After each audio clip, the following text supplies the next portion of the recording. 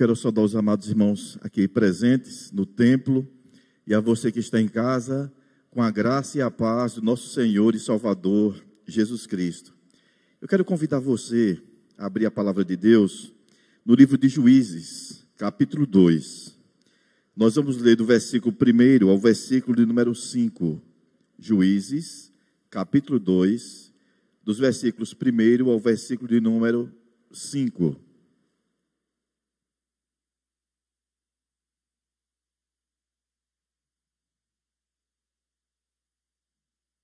Leamos.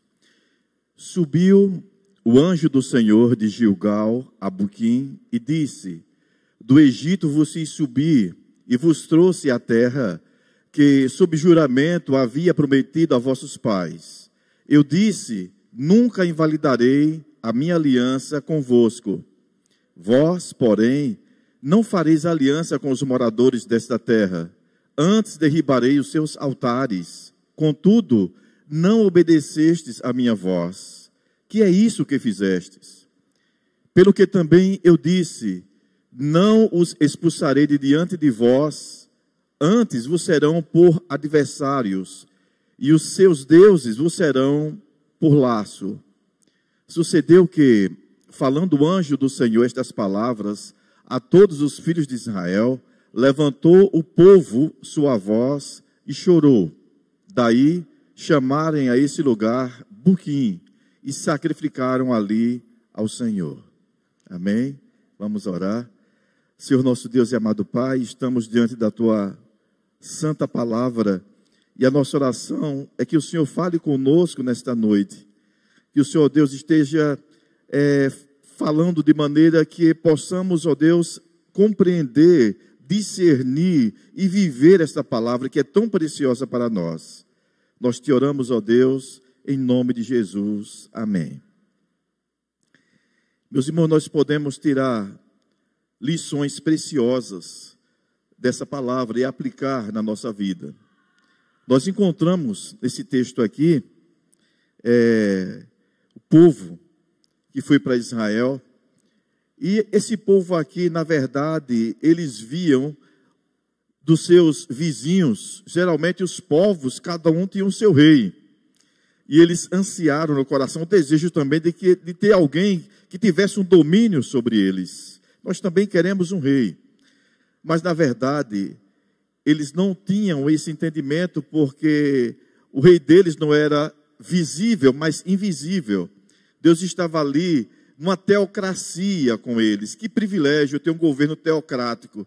Teocracia é Deus governo, estou debaixo da autoridade de Deus, Ele é o meu Senhor, estou debaixo das regras que Ele tem para a minha vida. Então isso é a teocracia. Mas eles optaram para viverem sob domínio de um rei, que eles achavam muito bonito, e na verdade é bonito, né? Muita gente tem a preferência de seguir aquilo que é visível. Como esperar daquilo que não se vê? Né? E esse é o nosso Deus, é fé. É acreditar nele e saber que ele tem domínio sobre todas as coisas. E eles clamaram, na verdade, pediram um rei. E, na verdade, Deus permitiu um rei. Não é? E, na verdade, essa permissão trouxe consequências para esses homens. Porque, na verdade, não era vontade de Deus, mas Deus permite. Tem coisas que Ele permite na minha vida e na sua vida para que possamos tirar lições, mas que não é a vontade dEle. Muitas vezes nós permitimos para os nossos filhos: você quer, faça. Você sabe que vai acontecer alguma coisa com ele, mas enquanto não acontece, ele não tem o entendimento. Você diz: tá bom, vai e faça. Depois ele faz e de repente ele volta, realmente o Senhor tem a razão. Então tem coisas que realmente nós precisamos passar. Então Deus permitiu esse povo, na verdade, né, que eles tivessem um rei. E um outro detalhe, Deus também trouxe ordenanças, regras para esse povo. Então, na verdade, o que aconteceu com eles? Eles quebraram as regras, porque eles não entenderam. Eles quebraram as regras por falta de entendimento. Meus irmãos, o nosso grande perigo é confiar no nosso próprio entendimento. Eles não fizeram isso para dar errado. É que eles achavam que era o melhor. Quantas vezes você toma decisões porque você acha que é a melhor coisa a fazer, você entende que a melhor coisa que você tem é seguir por aquele caminho. E você toma uma decisão.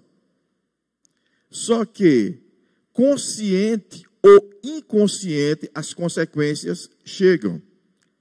Porque pecado não é só aquilo que você tem consciência e faz. Muitas vezes você peca inconsciente. E mesmo inconsciente, você tem terríveis consequências.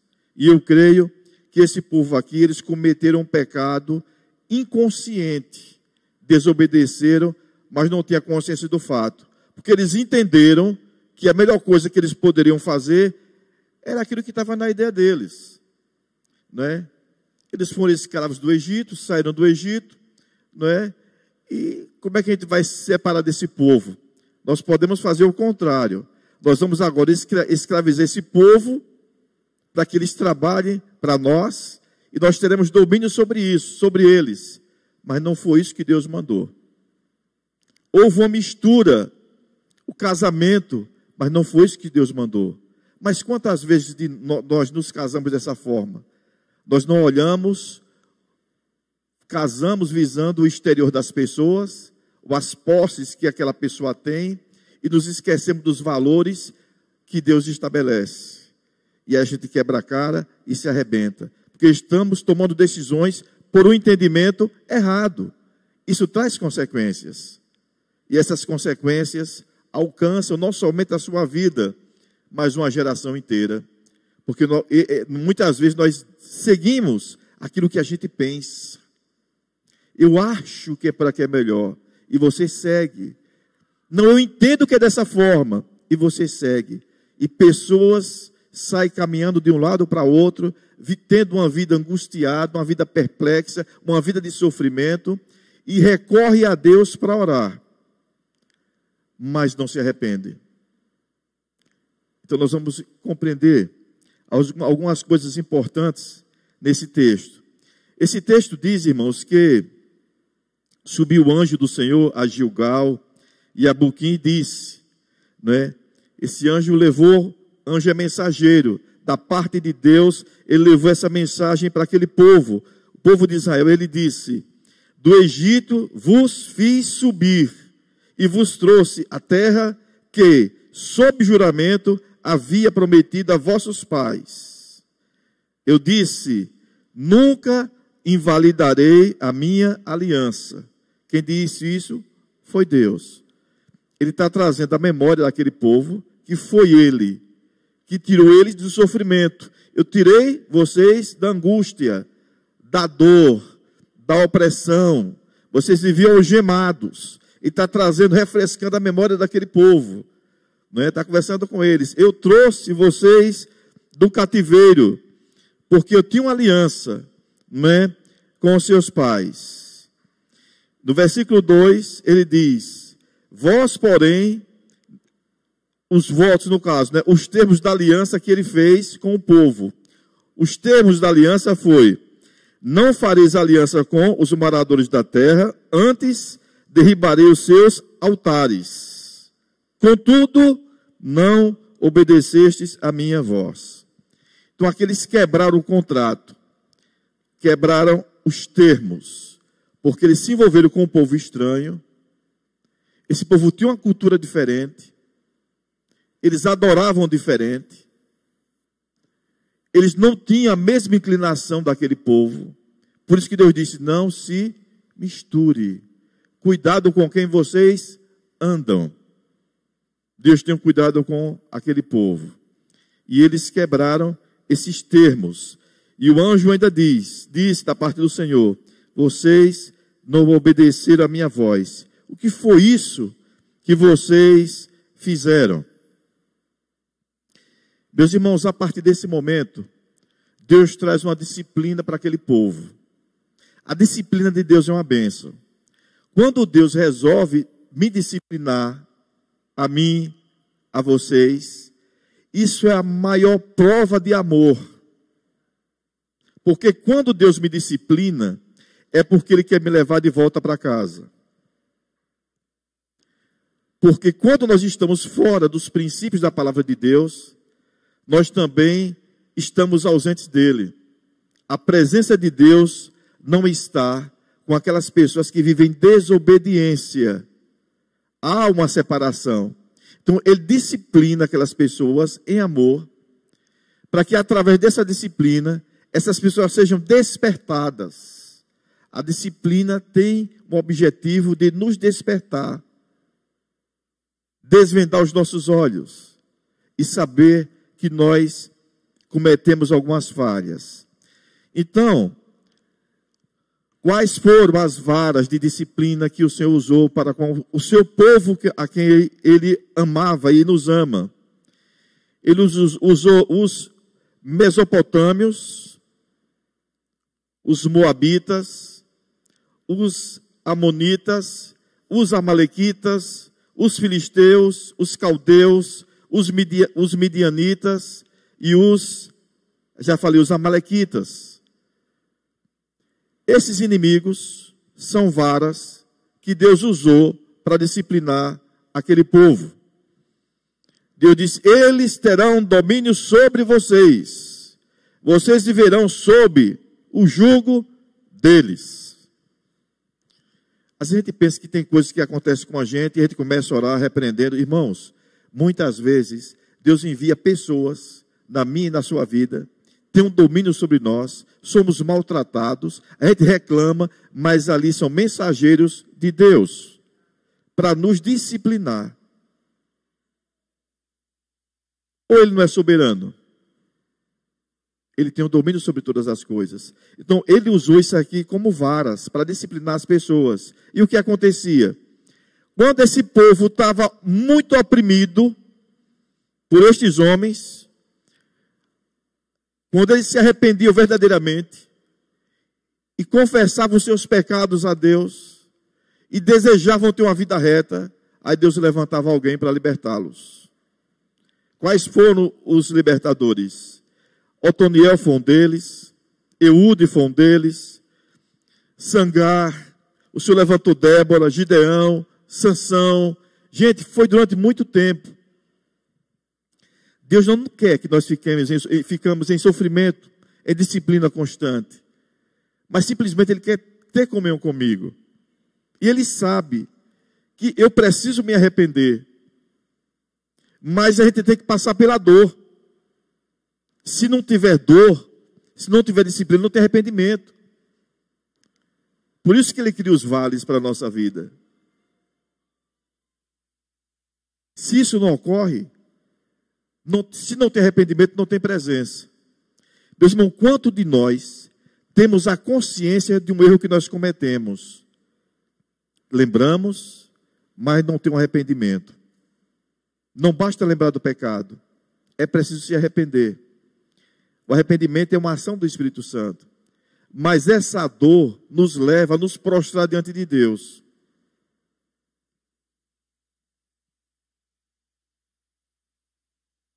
E Deus ouve a nossa oração. Se Ele não está ouvindo, é porque você não chegou até o local onde Ele quer que você chegue. Então Deus promove o sofrimento para nos atrair pela dor. Então Deus levantou essas pessoas. Porque, meus irmãos, também ser perdoado não significa dizer que você não passe por um vale.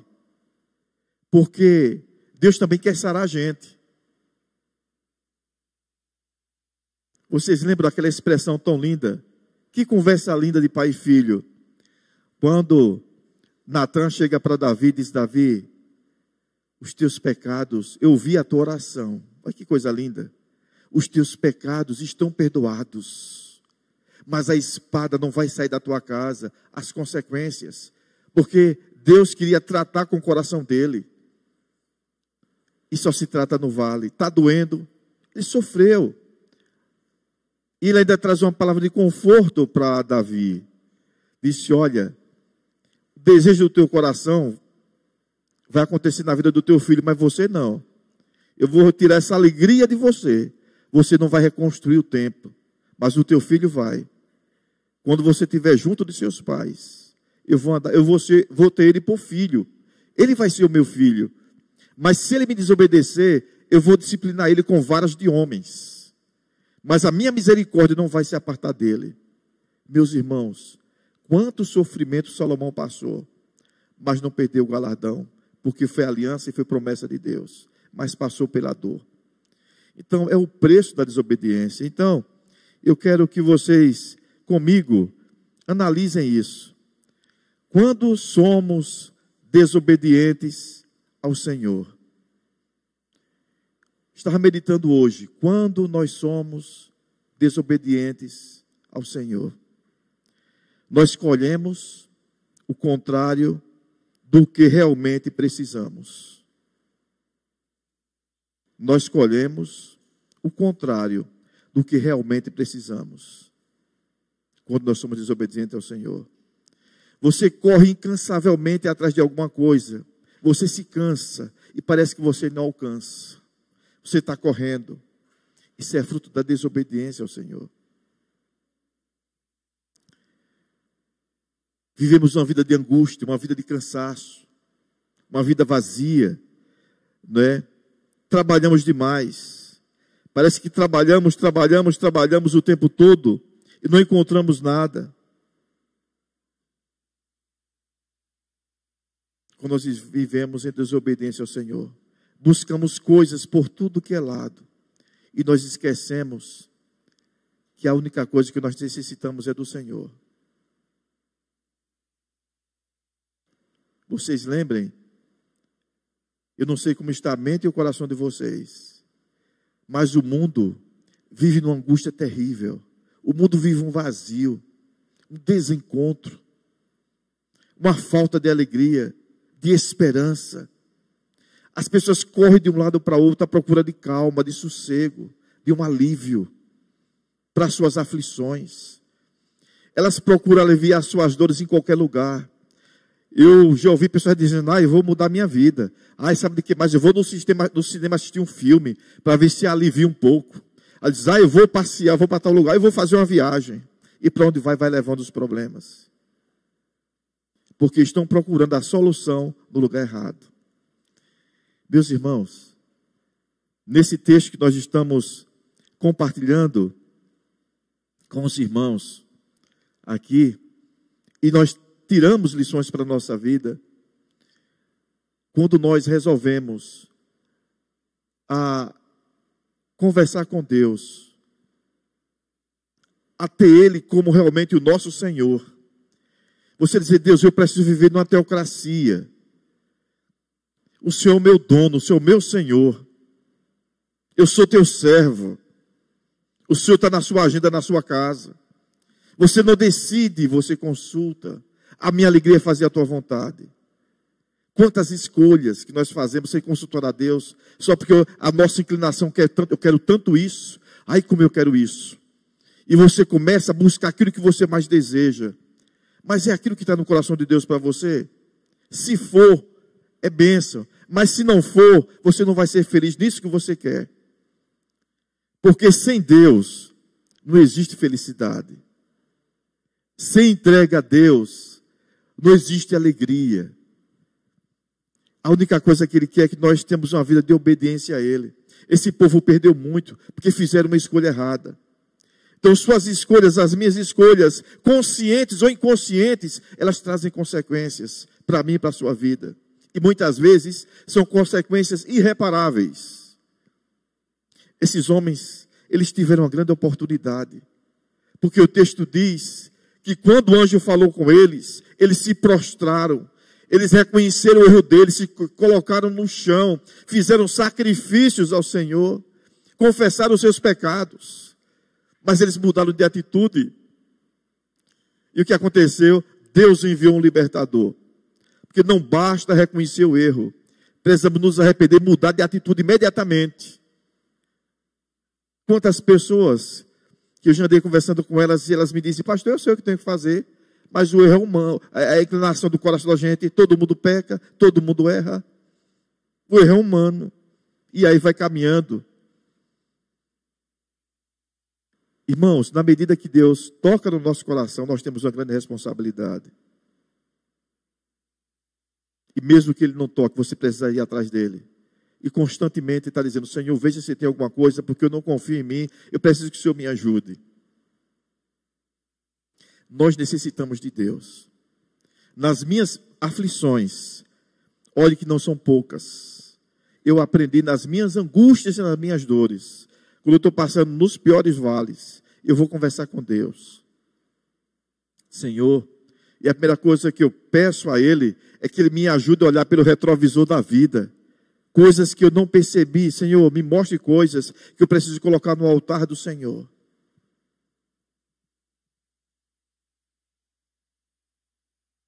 Porque todas as pessoas que chegam na minha vida, quer boas, quer más, têm um aval do Senhor. Os amigos de Jó tiveram um aval do Senhor. Vai lá, persegue o meu servo. Porque Deus queria tratar com ele. O nosso grande problema é o entendimento. Senhor, tenha misericórdia de nós. O nosso entendimento é um problema. A gente pensa tanta coisa. A gente calcula. A gente pensa nas impossibilidades. E esquece que as impossibilidades é para o Senhor, não é para a gente. Mas nós esbarramos no nosso entendimento e a gente não prossegue, a gente não avança. Porque a gente fica preso naquilo que a gente acha, naquilo que a gente pensa. Só que os servos de Deus, eles não caminham por achismo, eles não caminham por razão, eles caminham por fé.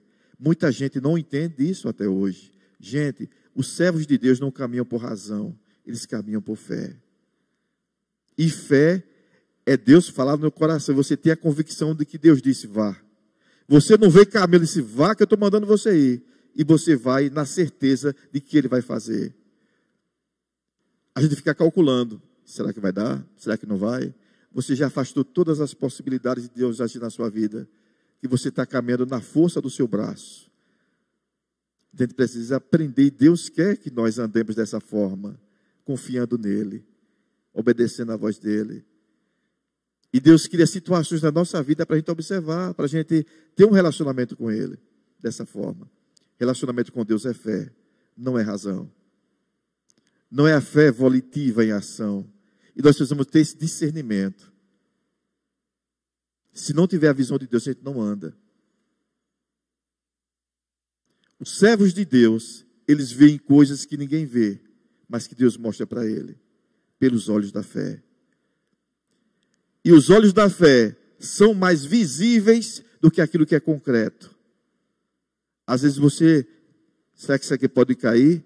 Mas quando Deus diz vá, Ele traz tanta convicção para o seu coração que você anda e diz, eu tenho certeza, porque o Senhor mandou e eu vou. Precisamos caminhar dessa forma. Cuidado que a mente é traiçoeira. Esse povo caiu nessa cilada, porque eles seguiram o entendimento deles. Eles fizeram um cálculo, por aqui é bom, porque tá. Não é assim. E eles desobedeceram a Deus e foram disciplinados por varas de homens. Mas louvado seja Deus, porque mediante a busca deles, a sinceridade na confissão, Deus enviou o libertador. Deus não envia o libertador na sua hora. Ele envia no tempo e na hora dele. Deus envia quando você coloca tudo diante dele.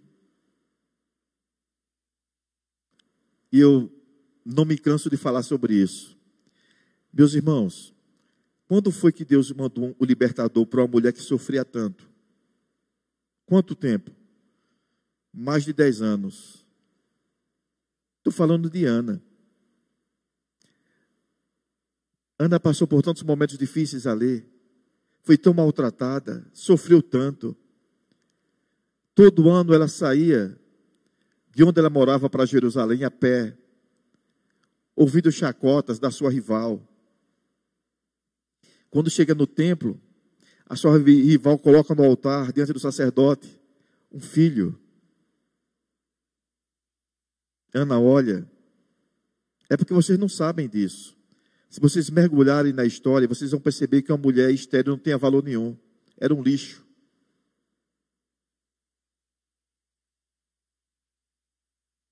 Não tinha valor nenhum. Você serve para quê? Para nada. Quantos complexos aquela mulher não tinha na sua vida? Foi 1 ano.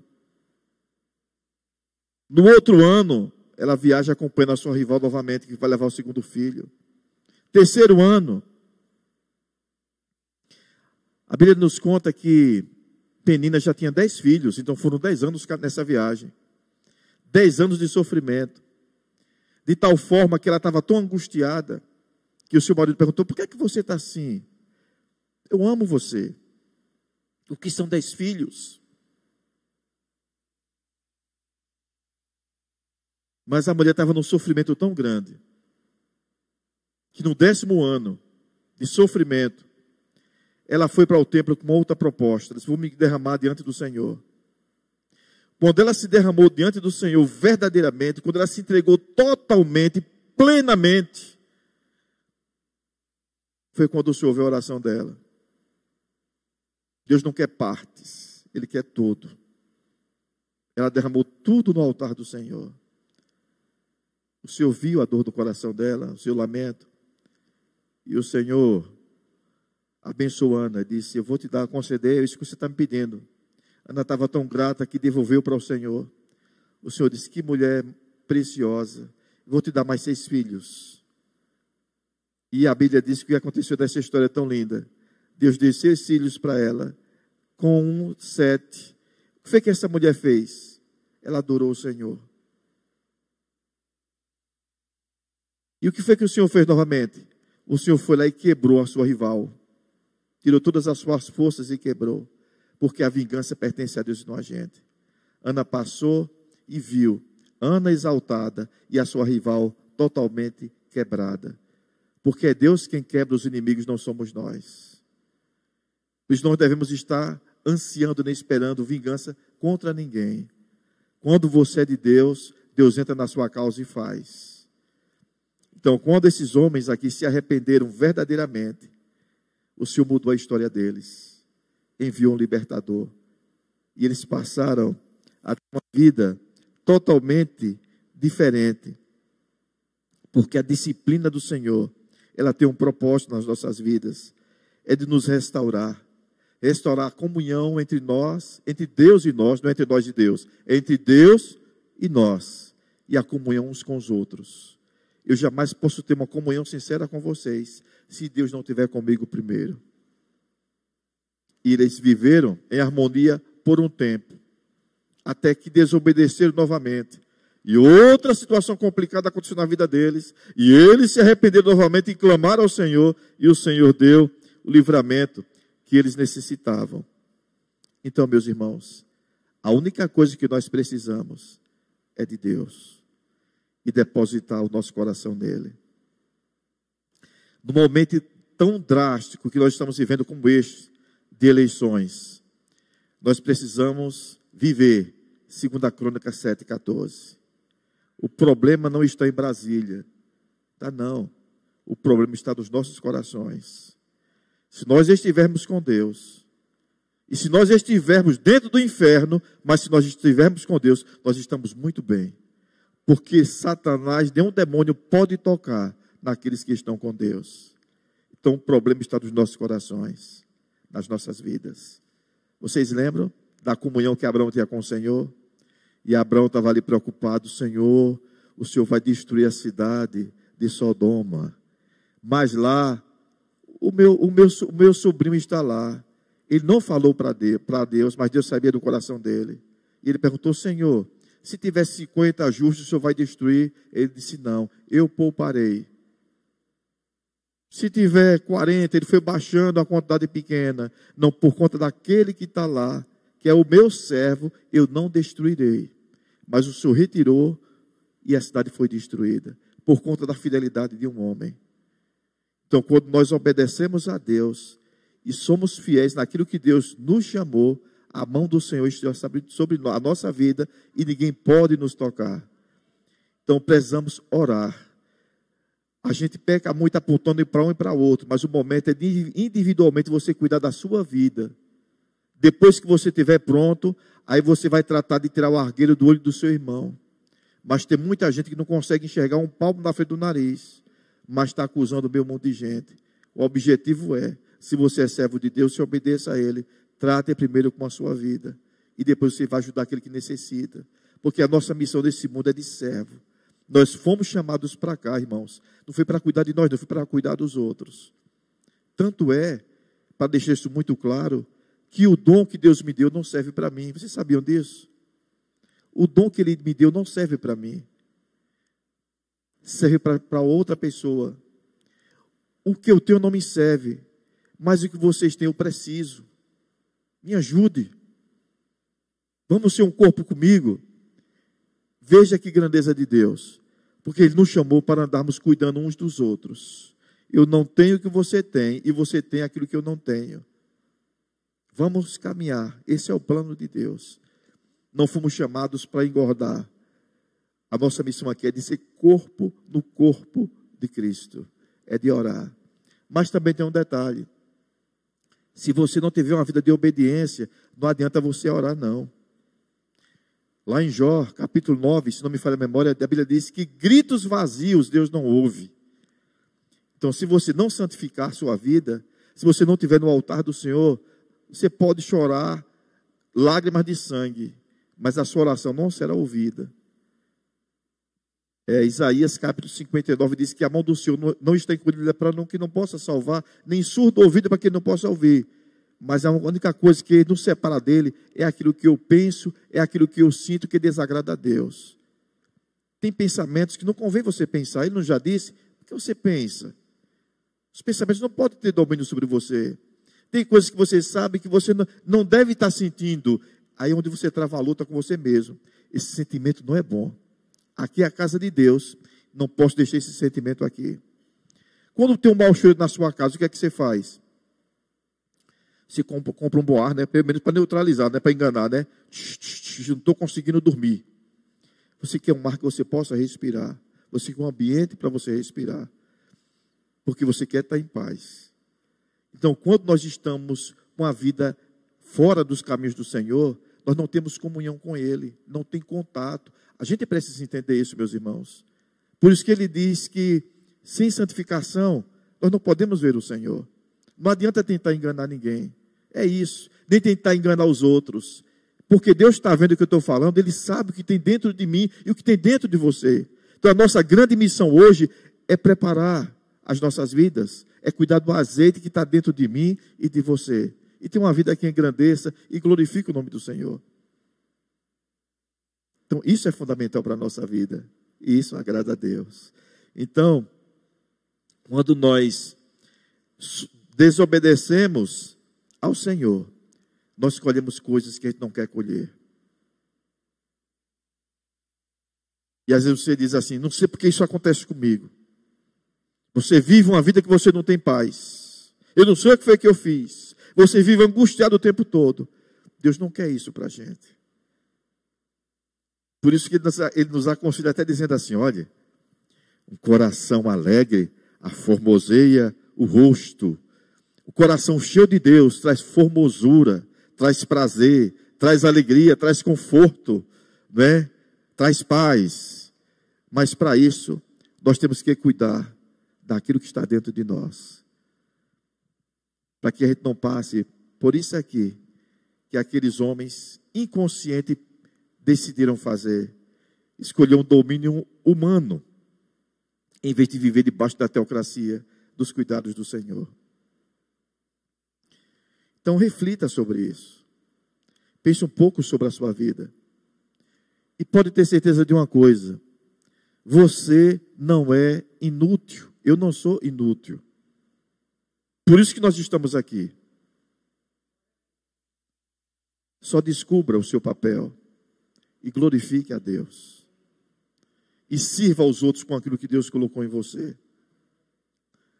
Não é? E pergunte para Deus, Senhor, desvenda os meus olhos. O que é que eu tenho feito que tem desagradado o Senhor? Converse com Deus. Porque não é só a atitude de fazer, é de decidir. Desagradar a Deus também é tomar atitude sem consultar Ele. Omissão. Isso é desagradar a Deus. Isso nem me perguntou.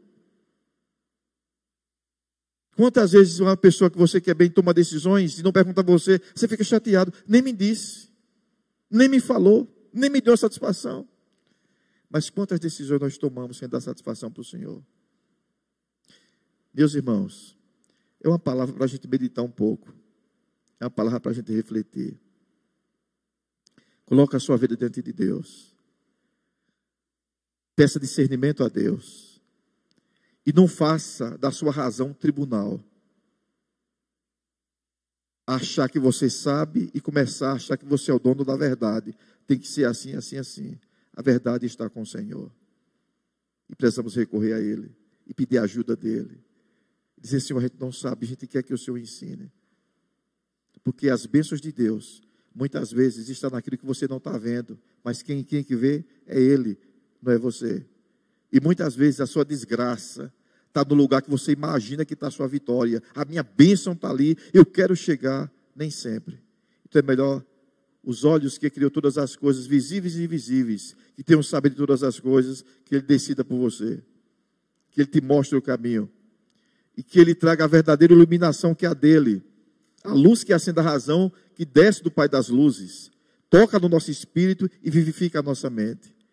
E nos faz caminhar com segurança. Precisamos confiar e amar a Deus. E obedecê-lo. Que Deus te abençoe. Que Deus te ilumine. Oremos a Deus. Mas sempre que você for orar, se ajoelhe. Confesse a Deus. Eu lembro, meus irmãos, não tem muito tempo, eu via meus avós fazendo isso. O culto começava às 19 horas. Eles chegavam às 6h30, meia hora, ninguém falava nada. Os irmãos se ajoelhavam e iam confessar os pecados a Deus. Quer dizer, eu não posso entrar no culto do Senhor com a minha vida desse jeito. Nós sentimos falta desse tempo. Que o Senhor nos desperte para orar. Que o Senhor nos desperte para rasgar os nossos corações diante dEle. E para que possamos viver em conformidade com a vontade dEle. Amém? Vamos ficar de pé um pouquinho?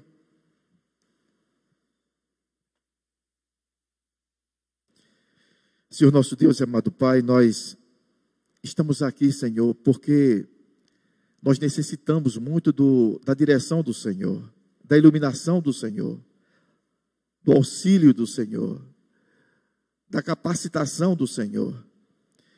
Nós necessitamos, ó Deus, do Espírito Santo, Pai, porque o nosso entendimento não é nada. Mas nós necessitamos que o Senhor nos ajude a compreender, nos ajude a buscar, gere sensibilidade no nosso espírito para que possamos ter discernimento e rasgar as nossas vestes diante do Senhor. Nos ensina, Senhor. Não permita que sejamos como estes homens desta época que resolveram buscar um governo humano. Mas nós hoje queremos dizer que nós queremos a teocracia. Deus governa, Senhor, a nossa nação. O Senhor diz, feliz é a nação cujo Deus é o Senhor.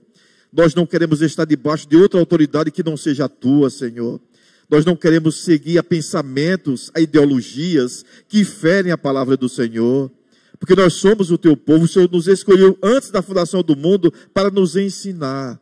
E a doutrinação que nós queremos é a que está escrita na tua palavra. São as regras para o nosso bem viver, para a nossa felicidade, para a nossa esperança.